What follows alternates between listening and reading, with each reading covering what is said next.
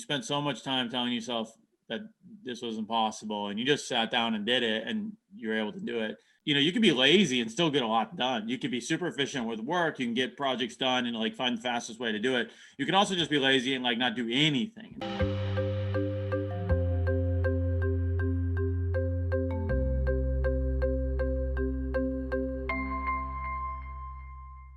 Welcome, everybody. Welcome back to the Life Like a Movie podcast. This podcast is freaking awesome because it reminds us that we're the creator of our lives, and that, society, parents, our friends, people will tell us, what to think. But what we need to do, I think, what's missing in our society is figuring out how to think for ourselves and deciding what kind of life we want to live and overcoming the limits that our mind gives us.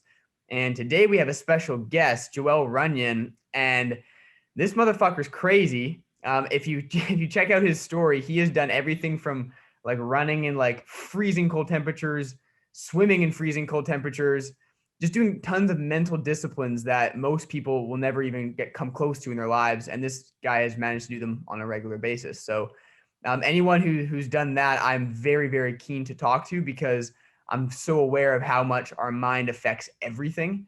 In particular, like our quality of life, our potential, and how much we can give and contribute to the world. So Joel, brother, thank you so much for taking the time. I appreciate it. Yeah, thanks for having me, man. I appreciate you. Cool, thank you. So I want to start with the easy one. The first question is why you do this, because there's so many people that might be a little bit lazy, and they'd be like, dude, and they're comfortable with it. They're lying on their couch scrolling through your social media, and they're like, why the hell does he put him through all that shit? Like, why bother? Why don't you just, I don't know, like, why work out in the ice? Why not just work out in the gym? Why go for a run in the ice? So tell us a little bit of like the reasons why you do all this crazy shit. So what's the name of the podcast again? Life Like a Movie.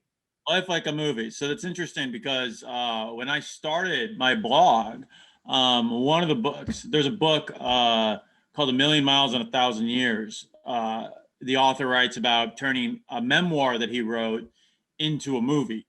And in the process of that, he learned about how you take a story and you turn it into a movie. And he started going through this process, and there's a lot of editing. There's a lot of like, you change some details, some stuff that you have to like change it to make it a better movie. Yeah. And as he was going through that process, he started looking at things in his life, and he realized a lot of the things that make a movie great are also the same elements that make your life great. And so then he started writing about living your life, like what would it look like to live your life like a good story. And so that was actually the book that I read that made me want to start Impossible. I was sitting on my couch. I was that person watching other people do interesting things, seeing them do cool stuff, and wishing that I could have something interesting happen. And, I had graduated college, and not much was happening for me. I couldn't get a job anywhere. It wasn't really getting things started. Yeah. But I wanted to travel the world. I want to start a business. I want to do all these things, but it didn't seem possible for me. And so I felt bad for myself, stayed in my house for a while, and then kind of made this list of things that I wanted to do, but they just all seemed like I couldn't do them. And then at some point, I was revisiting my list after I exhausted my Netflix queue. And there's a bunch of stuff on there that I knew I couldn't do. I couldn't travel. I couldn't start my own business yet. I didn't know, I didn't have all the resources to do that. But there was one thing on the list that was run a triathlon. And I had reasons why I couldn't do everything else, but I didn't have any reasons why I couldn't get outside and just run around my block and then get on my bike and then bike around the block. Yeah. And so I decided to sign up for it and, trained for 6 weeks or something like that. Did an indoor triathlon at Lifetime Fitness outside Chicago. That was my first introduction to any sort of endurance sports. And I finished it. And when I finished it, I had this moment where I told myself, I was like, you spent so much time telling yourself that this was impossible, and you just sat down and did it, and you were able to do it. If that's true, what other things are you telling yourself are impossible that if you just sat down and trained for it and worked towards it, you could actually do? And so that was kind of the start of the blog. And so the whole point of the blog was to push your limits, do something impossible, and tell a great story. And that's kind of that's the kind of origin story of the blog. And so what I find is that hard physical challenges are some of the most underrated things that you can do. Not because for necessarily like the physical fitness levels that you get, but for the mental changes they force you to go through. And that by taking on physical challenges where you literally start off in one state and you end in a different a different physical state where Yeah. you're like, before you ran a marathon you didn't think you could run a marathon. Yes. And for a long time I didn't think I was a runner, and I wasn't a runner. I never thought about myself as a runner, but after I did a couple different marathons, I guess that makes me a runner now. And so like you actually have like factual uh like real life scenarios that you can point to and say like, doesn't matter what's going on in my head about what I think I can and can't do. I physically did something I Ah, didn't think I could do. yeah. Um and the power of doing physical challenges like that is like you can just continually retrain your brain to do that. And so when it comes to business, when it comes to travel, when it comes to relation, everything else, you also start to recognize those same blocks where you're like, I don't think I can do this. I'm not that person, blah, blah, blah. And you remind yourself that you can do a mental override, push through, and do it anyways. Yeah. And I found that's a lesson that no matter how many times you learn it, you can never learn it enough. Yeah, no doubt, brother. So would you say that your reason for doing all this is like that feeling of like is there like do you get like some kind of high when you finish the marathon, or is it like the training process of like knowing you're kind of a crazy motherfucker and like knowing you're overcoming your mind? Is that what it's really about for you? Is like creating something that you thought initially was like, ooh, that is hard. Your mind was telling you all the reasons why you can't, but you still do it. Is that like what gets you going in the morning? I think it's about creating the space for who you can become through doing these challenges. Um, What do you mean so by it's that? like if you're just going to only attempt the things that you think you can do, you're probably only going to be like you're only going to be reaching at things that are like pretty close to your current capabilities. But if you start reaching for stuff that's like way outside your current capability zone, you're gonna have to become somebody else. You're gonna have to train harder. You're gonna have to like get stronger. You have to build attributes in ways that like maybe you haven't in the past. Yeah. And you're gonna have to become someone different in order to do these different things. And so like um, before I did a project where I ran an ultra marathon in every continent. And when I signed up for it, I done like one ultra marathon, maybe two. Um, and I wasn't a person that could go do all that at that point. And so, in order to become that person that could go do those things, I had to go through a whole bunch of different ups and downs. And when you talk about like making your life like a movie in this book, A Million Miles in a Thousand Years, they defined uh, like a good story as a character who wants something and is willing to overcome obstacles to achieve it. Yeah. And basically, the elements of going after these impossible challenges is continually having things that you want and you're willing to overcome challenges for. And the transformation of the character, which in this case is you, Yeah. uh, through that is what makes a good story, but it also is what makes your life interesting.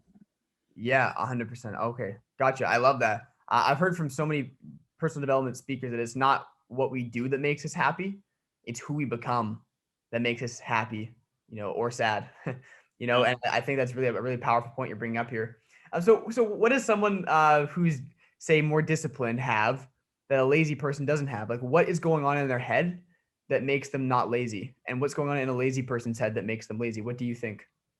I well, there's lazy and there's like not like there's lazy and then there's like what does that actually turn into, right? So like I think I'm pretty lazy sometimes, but the thing that I've got is that I have a couple things that are kind of non-negotiables for me. So like I'm pretty lazy. Like I don't want to like go work out every single day. And if it was up to me, I may or may not, like I might be like pretty inconsistent. Yes. But I basically, I just got back from the gym and it's not it's not an option. Like not going to the gym is no longer an option for me. Like I can maybe get away with it like once a week, but like 5 days out of the week, I'm usually at the gym if I'm in Austin. Um, and it's become a part of routine. It's also just because like I know what time I have to leave the house in order to get to the gym. and I've eliminated all the other aspects. I have a coach. There is a program to follow. I don't have to think about stuff. All my job when I go to the gym is to just get myself to the gym before class starts. Like Right. that's the requirement. And so it's not about like I think like lazy. You know, there's lazy if you're just like playing video games all the time. But like one, yeah, I think you need to have a goal worth going after. But then two, I think it's like structures to put yourself to like guard yourself from doing things that people you think are lazy might do. And so, you know, you can be lazy and still get a lot done. You can be super efficient with work. You can get projects done and like find the fastest way to do it. You can also just be lazy and like not do anything. And so it's less about like, I think it's more about like work output than necessarily even like lazy or hardworking, because there's a lot of hardworking people, but then they work on the wrong things, and you're like, okay, they're not like they're working really hard, but they're not really going anywhere. And I think it's more important to just like one set these structures up. So it's like a lot of people are looking for an excuse to not do something. You know, they're looking for an excuse like, well, why can't I go to the gym today? Or am I feeling tired? Or and I just know myself, it's like if I miss one day, that's like maybe okay. If I miss 2 days, I'm done. I'm like out for like probably a week and a half. Like I'll just, you know, I'll find all these other magical excuses out of the blue. But I think it's being consistent, building momentum, and then just making something that happens automatically. I talk about this in races a lot, where people want to know how you run a long distance and you don't quit. And I think the key is before you even start, like a lot of people come up with in their mind of like excuses or reasons why they'll quit in the during the race.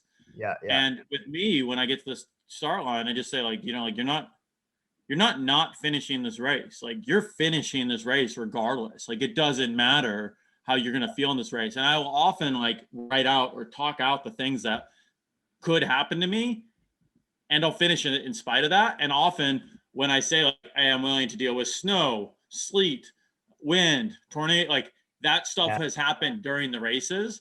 Yeah. And then you just have to be not surprised and you just keep going anyway. So Yeah. that was a long answer to your question, but I just don't give myself the option. And you build structures in your life to like, you know, whether it's coaching, classes, something else that like if you want to do the thing you want to do, just make it a non-negotiable. Yeah, 100%. And I think the reason why people don't make it a non-negotiable though is because of fear of failure, fear of success, fear of maybe physical injury of some kind. Like I think fear is really what stops us, or just lack of clarity makes us lazy like from time to time. But it's funny, you bring up an important thing that Tim Ferriss talks about, which is fear setting, not goal setting, but like actually thinking about the potential things that could get fucked and Yeah, like yeah. how you're going to overcome that. And like, how like, is this fear really as crazy as I think it is? Like, what if it happens? Like, is the Yeah. world going to end? Usually the answer is no. It's funny you say that because I'm running my first ultra in 2 months, and Yep. I'm kind of afraid because the longest I've ran is like 20K. Yep. But I'll work up to it. But I thought of the scenario because I'm like the same as you. I'm like, I am not fucking quitting in this race. Like, it's my first ultra. There's no way in hell. And I thought of like this scenario. I'm like, where I would go to buy crutches if I needed to like crutch Yeah, my way. I'm like, I was like thinking like that far in advance just because, but I think that a lot of people do the opposite. And I think I see this in myself in other areas where I'm not as disciplined, like where I look for outs and I look for ways where I can like escape the hard work. Like in my work, sometimes I'll take like the last like 10 minutes off because like I'm just so tired. But like, yeah. so like Well, what's like, you're doing a 50K, right? no, Or 100, 50 mile. 100 kilometers. Are you doing 100K? Oh, geez. Yeah. Okay. Okay. All Yeah. right. So that's Yeah. not nothing. That's something. That's something. Um, Yeah. so like I always think in this, like, okay, what's the slowest you're gonna run for that? And for 100K, you're probably gonna like hike or power hike or walk for some of it. Yeah. And so just extrapolate that out. And like on some of these, like, you know, it depends if you're running to win a race or you're running to like prove something to yourself, or you're running to just like, hey, like, how far can I push myself? 100K is a long time. You're gonna be out there for a while. Yeah. Like, but then you just think to yourself, it's a long day out. It's a long, like you're on a long hike for like all day, and just like plan on being like, okay, I'm gonna get comfortable for the first 6 hours because it's gonna be at least 6 hours for you, Yeah. It's gonna be way more than that, but like you're just Yeah. gonna get comfortable and Yeah. just get like used to being out there and just like, listen, I'm Uh, I'm not trying to kill it. I'm not trying to murder anything, but like I'm gonna get comfortable out there. It's gonna be what 10, 12, whatever um how many Probably hours is going to take you, 12, yeah. maybe more, maybe 15, 16. Yeah. And just like, hey, it's going to be a long day. I'm ready for a long day. Settle in and just like try to enjoy the different ups and downs Okay. of everything involved. And uh, yeah, that'll be a race. That'll be fun. Thank you for that. That's actually powerful advice. Yeah. Go ahead. Where's the race? Where's the race at? Well, Sorry, we're going tangents over here. yeah. Well, I actually I made my own. Like I didn't. It's not like an actual race. Like I'm just Yeah. running it. It's actually it's like a charity run that I'm organizing with a couple of charities in Bali here, but it's gonna be from like 100 kilometers away from Canggu. Okay. And I'm gonna run like Canggu, and then I want to finish like in the ocean because like I really want like Yeah. the heroic mode. I want to run into the ocean, bro. After that shit, Yeah. you know. So You yeah. might fall into the oceon, but you know. Yeah, dude, I'm thinking like already like going from the concrete to the sand right before the ocean. I might collapse before, but we'll Yeah. but I'm curious to talk because like doing a run like that, like our minds will come up and like doing a run like for you, you've done crazy shit like in cold temperatures where there's like more risk of dying than say public speaking, where Yeah. like people still have the voice in their head saying like death, like don't do it, like basically like the fear that overrides people is like you're gonna die, like run, go. So like it's but like when you do something like running in freezing temperatures, it's like a little more it's more reasonable to have fear because like it's genuinely like there's more risk. You could There's say like dangers. Nobody's in the audience. No, at a public speaking event, nobody's in the audience like gonna throw something at you. Like they yes, might, yes. like Most likely you're probably okay.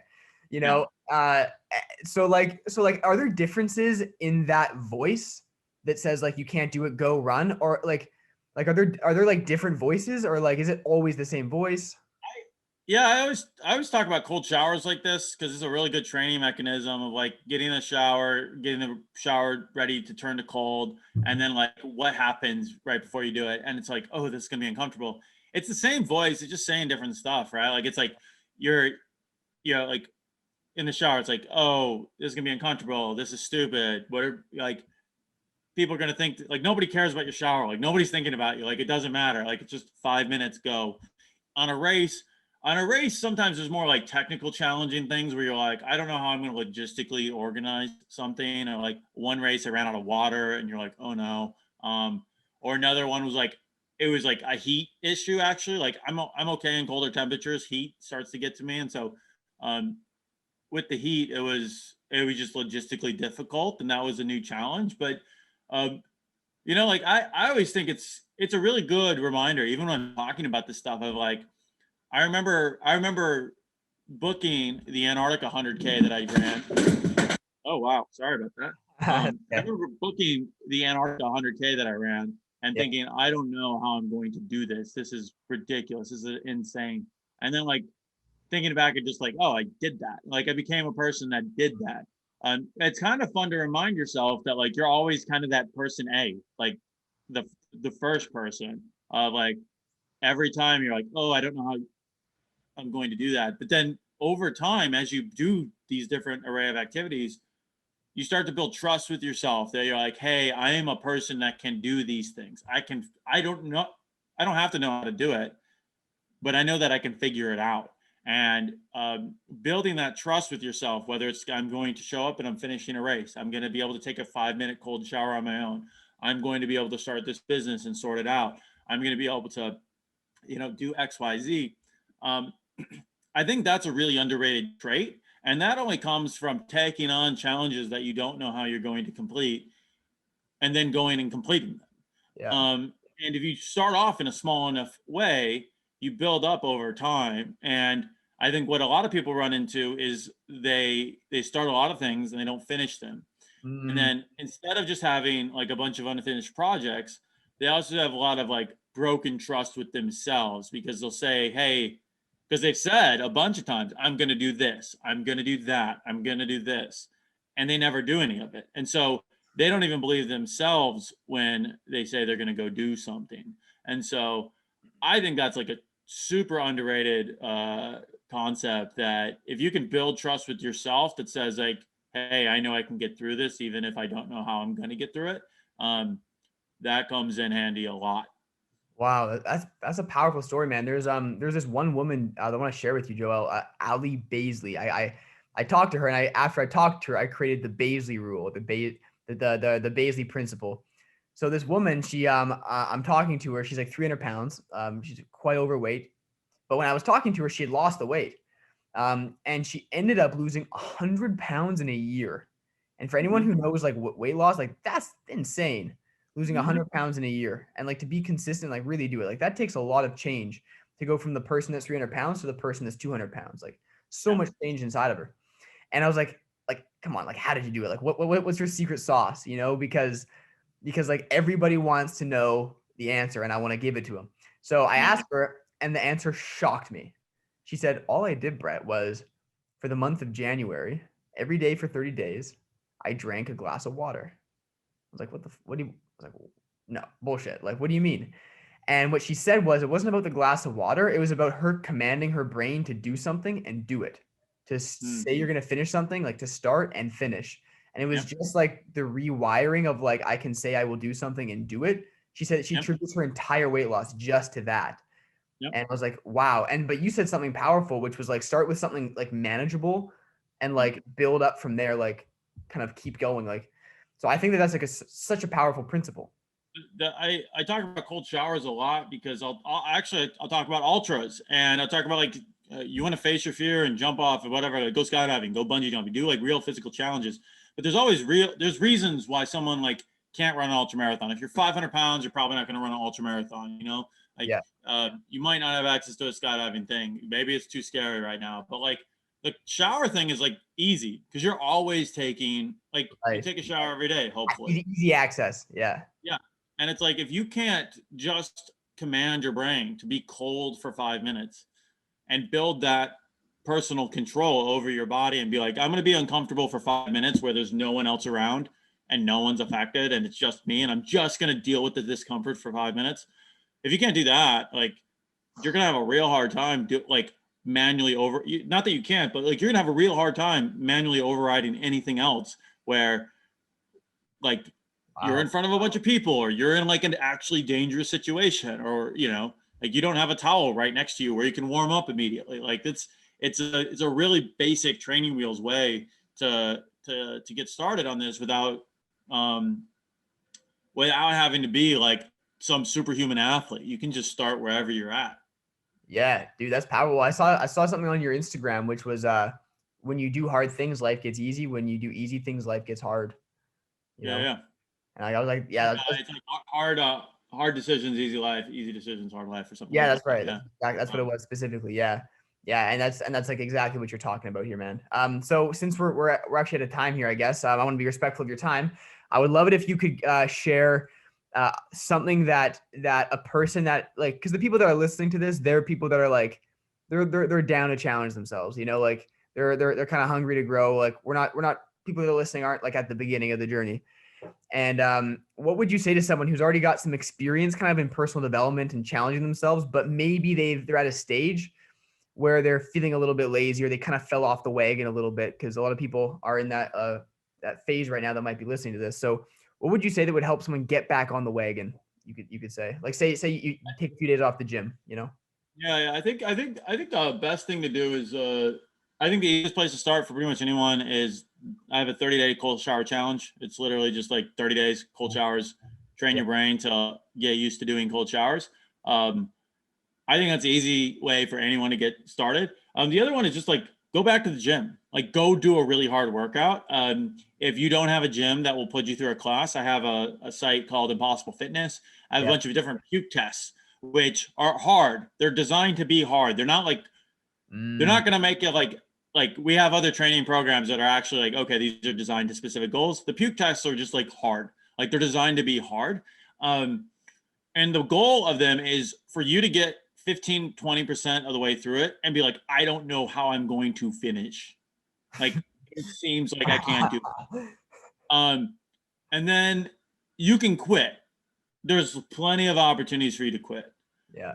And the goal is like, it's like 20 minutes. I think maybe the longest one is like an hour, maybe an hour and a half max, which is a lot of work. It's not nothing, but like it's an hour and a half of your day, of your week, even like if you want to give yourself the time afterwards to recover. And what I like about them is that like when you go through these things that you're like, I don't know, like I did a workout the other day at my gym. They kicked my butt. And we were doing man makers, and I had to do like 50 man makers, and that was the first part of the exercise. And there's a whole bunch of other stuff afterwards. I got through like 15 man makers, and I was like, I don't know if I could do 35 more of these and then go do like 2 miles of run and all this other work that we've got up. And you could stop at that point. There's like a wide open exit for you to leave if Yeah. you want to quit. Yeah. But what happens is if you commit to it and you say, I'm going to finish this, like you tell yourself, hey, it's going to be an hour. It's max. I'm going to be in pain for an hour and it's going to be hard, but I'm just going to keep grinding it out. Yeah. Like you finish it and then you build like a little bit more trust with yourself. And then you do another one and you build a little more trust with yourself and you build out like, the impossible list is cool. Like it's a mechanism for like going after hard, challenging goals. But what's really cool about it is you kind of build out, you build out a timeline of and like records to yourself of like, hey, these are things that I have done and that I am capable of. And I remember when I was like starting my blog, and I was not the person that could be running a business or doing other things, but it forced me to grow into that person. And I remember who I was before I did 777 and who I had to become to finish it. And I think what's really interesting is like do one small thing that seems hard and that you can't do it. And it could be like it'll be like literally like do 100 burpees. When's the last time you've done 100 burpees? Like just finish it. I don't care what it is. Like we can work on times down the road, but do 100 burpees. Yeah. Like 25 in, you're gonna think this is ridiculous. I want to be done. I don't want to keep going. And if you finish it, then you're just like, remember what I was thinking at 25? That was me looking for an out. That was me looking for an exit. Wow. But I was actually able to push through and keep going. And if you do that enough, you start realizing, like, even if it seems really hard and the hardness, like it seems really real to you, if you just do a manual override in your head, you can flip a switch and you can keep pushing. So I think that's a really, really underrated lesson that I'd love for more people to learn. And I think it's really, really helpful if you can have one or two of those experiences yourself, and then you start realizing the importance of stacking them. I think that's where people's mindsets start to change. That's so powerful. I really hope people heard you on that one. That is so powerful. Anyways, thank you for taking the time. I just want to acknowledge you for going from the person that you were, the person that was, watching Netflix and, all that shit, and now doing everything you're doing. You're definitely ahead of the game for me, like where I want to be. And so thank you for inspiring me today and just sharing your story. And I know you inspired other people too, because the shit you do is bonkers. So just thank you so much. And everyone check out Impossible. His Instagram will be linked below. There's a lot of cool stuff on there. I've been scrolling through his Instagram all this week preparing for this. And there's lots of inspiration to be found there. So I recommend checking it out. Brother, this is great. Thank you.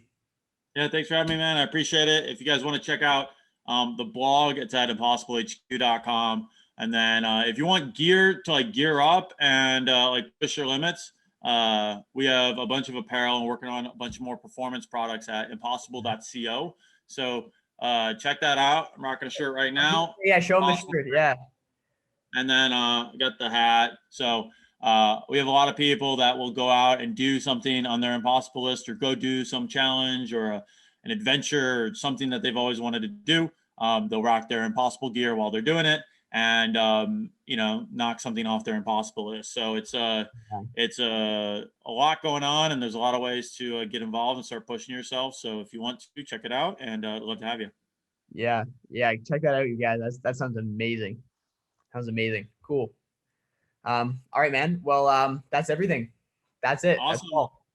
There you go. Thank you for having me. I appreciate it. And I will see you soon. All right. Cool, brother. All right. All right. Have a great night, man.